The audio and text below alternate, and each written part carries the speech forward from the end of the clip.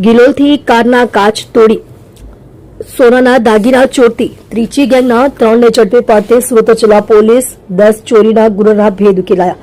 શહેર અને જિલ્લામાં કારના કાચ તોડીને લેપટોપ અને કિંમતી સામાન ચોરતી ત્રીજી ગેંગના 3 સાગરીતોને જિલ્લા એલસીબી પોલીસે ઝડપી પાડ્યા છે. ફૂટેજનું એનાલિસિસ કરાતા ટોળકી ઝડપાઈ હતી.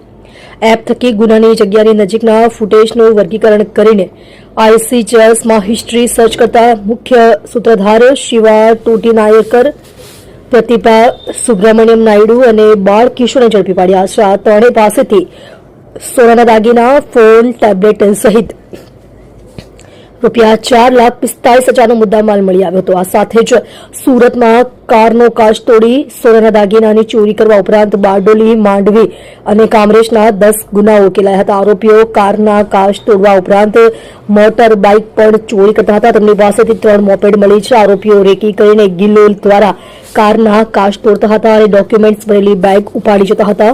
ચોરીને અંજામ પણ ચોરી કરેલી મોપેડ ઉપર સવાર થઈને કરતા હતા. તપાસની ટીમમાં દિનેશ કાંજી તથા અક્ષય શંકરભાઈની ટીપ મળતા આરોપીઓની ઓળખ પ્રસ્થાપિત થતા તેને ઝડપી પાડ્યા હતા.